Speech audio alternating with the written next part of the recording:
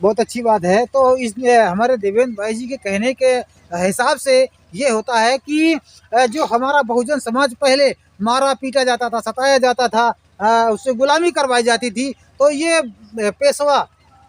पेशवाई राज था यहाँ पर। तो वहाँ पर यहाँ पर हमारे समाज को, इस बहुजन समाज को जब ज़्यादा सताया जा रहा था, तो उससे जो तो 500 महारों ने 2,500 28 500 महारों ने 28,000 पेशवाओं को 28, हाँ वही तो करें, 28,000 पेशवाओं को कत्लेआम कर दिया था। तो ये हमारा ये इतिहास है।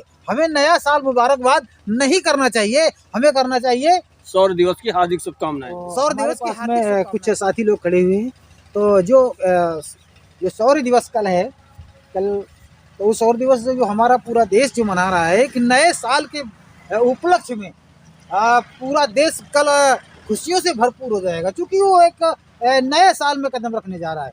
और नए साल में सर्दी भी बहुत तेज पड़ रही है। सब लोग अपनी अपनी सर्दी का भी ख्याल रखें और बच्चों को इस तरह से खुली हवा पे ना निकलने दें और कपड़े भी पहन करके निकले, अच्छे खासे रहें। तो हमारे बीच में हमारे ये परम आदरणीय भाई देवेंद्र कुमार जी हैं। ये अक्सर हमारे YouTube चैनल पे आते रहते हैं, सतमारा रॉन्ग नंबर पर भी आते हैं और सतमारा राइट नंबर पर भी आते हैं। तो ये हमारे साथ जो खड़े हुए हैं, मैं इनसे ये जानना चाहूँगा कि साहब आप ये बताइए कि जो कल जो शौर्य दिवस जो मनाया जा रहा है, तो शौर्य दिवस तो हमारा कुछ लोग ही जानते हैं शौर्य दिवस क्या होता है, क्योंकि हर व्यक्ति जानता है कि नया साल मुबारक हो। अभी आज रात 12 बजे के बाद में लोग सब नया साल मुबारक करने लगेंगे। बाकी मैं ये जानना चाहूँगा साहब, हमें नया साल मुबारक करना चाहिए या हमें शौर्य दिवस की हार्दिक शुभकामना देना चाहिए? सर मैं आपसे ये जानना चाहूँगा। देखिए, सबसे पहले तो मैं सभी लोगों को जय भीम नमो बुद्धाय करना चाहता हूँ, और फिर इसके लिए मैं आपको बताना चाहता हूँ कि ये सब हमारे इतिहास को दबाने और छुपाने के लिए प्रयास किया गया, जिसके उपलक्ष्य में ये नए वर्ष का आगमन किया गया। यहाँ पर जो हमारे इतिहास की बात है, तो इतिहास की बात में ये है कि जो भीमा कोरेगांव का हमारा जो शौर्य दिवस का जो आज 1 जनवरी को 1818 में जो भीमा कोरेगांव का तो जो लोग नया साल जो बुलाते हैं, और आगे ये चलो, अब जो नया साल जो मुबारकबाद देते हैं लोग, तो हमें मुबारकबाद करना चाहिए या शौर्य दिवस की हार्दिक शुभकामनाएं देना चाहिए?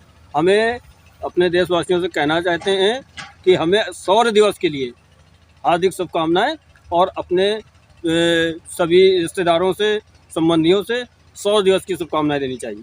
अच्छा, तो आप ये बताइए कि जो कल का जो दिन जो नया साल, लोगों ने कहा कि भाई नया साल मुबारक हो, नया साल मुबारक हो, तो लोग नया साल मुबारक क्यों कहते हैं और इसके क्या कहते हैं हम, शौर्य दिवस की शुभकामनाएं लोग क्यों नहीं कहते हैं? ऐसा नया साल मुबारक क्यों कहते हैं? आप इसके बारे में कुछ बताएंगे?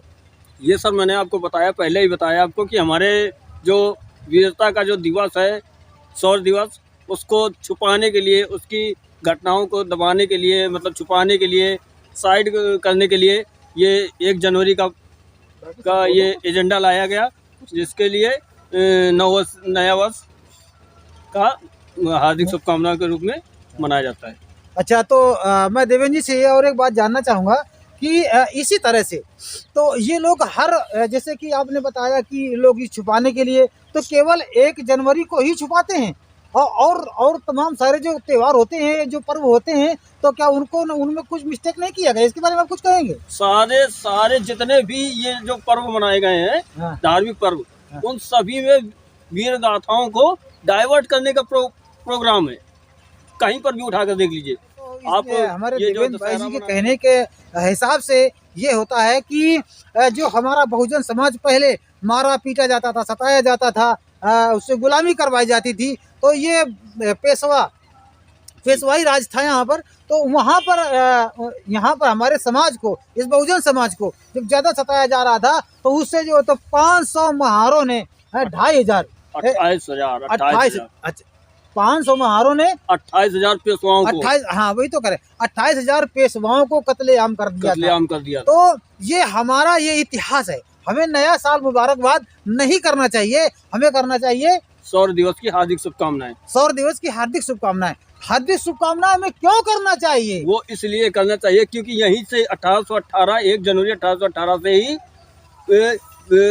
क्रांति की शुरुआत हुई थी, जो जातिगत भेदभाव के जो क्रांति पैदा हुई वो हाँ। 1 जनवरी 1818 से ही शुरुआत शुरू हुई। तो इस तरह से जो तो 1818 में 1 जनवरी को से क्रांति बताते हैं शुरू हुई, मगर क्रांति 1818 से शुरू नहीं हुई, क्रांतियां तो इससे पहले भी चली आ रही हैं, मगर यहाँ से इस इतिहास को न मिटने पाए है, ताकि ये जो हमारा ऐसा गौरवपूर्ण इतिहास बनाकर हाँ मतलब प्रचलित कर दिया गया। जितने भी बहुजन महान पुरुषों के जो हमारे इतिहास हैं, जिन्होंने जो हमारे पूर्वज जो हमारे योद्धा थे, उन योद्धाओं की ताकत को छुपाने के लिए, योद्धाओं की लड़ाई को छुपाने के लिए ये मनुवादी व्यवस्था के लोगों ने इसको डाइवर्ट करके 1 जनवरी को नया साल की हार्दिक शुभकामनाओं का एजेंडा रखा।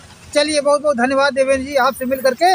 और मैं पुनः ये बात कहना चाहूँगा कि इस समय सर्दी बहुत पड़ रही है और सभी लोग अपना अपना ख्याल रखें, अपने अपने बच्चों को ख्याल रखें। तो जी सर, और कुछ कहना चाहेंगे? मैं अपने चैनल के माध्यम, जो हमारा चैनल है सतमारा ग्राहक नंबर और सतमारा राइट नंबर, इस चैनल के माध्यम से मैं शौर्य दिवस की अपने देशवासियों को हार्दिक शुभकामनाएं और अपने बहुजन समाज को हार्दिक शुभकामनाएं देना चाहता हूँ। जी सर, नहीं, मैं आपसे जानूँ कि ये जो नया साल की बात करेंगे आप या शौर्य दिवस की बात करेंगे, शौर्य दिवस के बारे में आप क्या कहना चाहेंगे? शौर्य दिवस के बारे में कहना ये चाहेंगे कि आज से 200 वर्ष पहले की कहानी है, जब अंग्रेज़ों की सेना ये जो महार लोगों के ऊपर हमला कर रही थी, तो महार लोगों को ऐसा लगा कि हमें लगता है 28,000 सेना हम लोगों पे हावी हो जाएगी, लेकिन उनके ऊपर ऐसा जोश चढ़ा कि उन्होंने सर कत्लेआम करना चालू कर दिया। चालू करने के बाद कत्लेआम न कहो भैया, युद्ध कहो यार। ऐसा युद्ध छिड़ा तेजी से कि उनको परास्त होना आप पड़ा। क्या कहना चाहेंगे सर? आप मेरा नाम सुरेंद्र कुमार बौद्ध है, गोपालपुर का रहने वाला हूँ। मेरा परिचय हो गया आपके चैनल के माध्यम से। मैं बताना चाहूँगा कि वास्तव में जो शौर्य दिवस की गाथा लिखी गई वो वीरता की कहानी है, लेकिन ऐसी परिस्थिति कैसे उत्पन्न हुई? क्योंकि बाजीराव पेशवा महाराष्ट्र में थे, पूरे उत्तर भारत को प्रभावित कर रहे थे और महाराष्ट्र में और उधर ज़्यादा अत्याचार हुआ। तो महार सेना के सेनापति जो थे, एक तरफ 2600 सैनिक अंग्रेज सैनिक थे और 500 सैनिक जो है महारों के, और 26,000 सैनिक लगभग पेशवाओं के। ये परिस्थिति कैसी उत्पन्न हुई? तो हमारे सेनापति ने, महारों के सेनापति ने बाजीराव पेशवा से कहा कि आप, मेरा स्थान क्या होगा, मैं अंग्रेजों के खिलाफ युद्ध लड़ूंगा, तो मेरा स्थान क्या होगा, समाज में स्थान क्या होगा, ये मुझे बताया जाए। तो उन्होंने कहा कि जो स्थान आज आपका जहाँ पर हैं वहीं पर रहेंगे, अर्थात पूरा छूत और सामाजिक कुरीतियाँ और गुलामी को हम बंद नहीं करेंगे। तो उन्होंने जो है ये तय किया हमारे सेनापति ने कि हम अंग्रेज़ों की तरफ से युद्ध करेंगे, अंग्रेज़ों की तरफ से युद्ध करेंगे, आपकी तरफ से युद्ध नहीं करेंगे। और उन्होंने पेशवाओं के 28,000 सैनिकों को जो है 500 सैनिकों ने, अंग्रेजी की 2600 सेना मिलकर जो है 28,000 जो है पेशवाओं के सैनिकों का जो युद्ध में परास्त किया और शौर्य गाथा लिखी। ये ऐतिहासिक प्रमाण है। ये भीमा कोरेगांव में लड़ाई युद्ध हुआ था।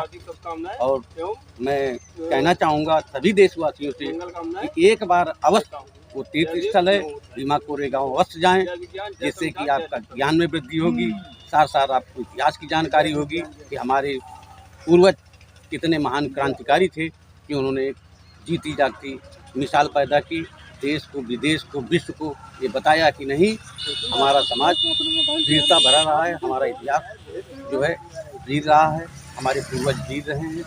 और जो है उन्होंने एक ऐसी मिसाल पेश की कि दुनिया उसको याद करती है। अंग्रेज आज भी लोग मानते हैं। इस हिसाब में सब देशवासियों को जो है इस भीमा कोरेगांव और शौर्य दिवस के उसमें जो है मैं सभी लोगों को उनके लोगों को के प्रति मैं जो है हार्दिक संवेदना व्यक्त करता हूं।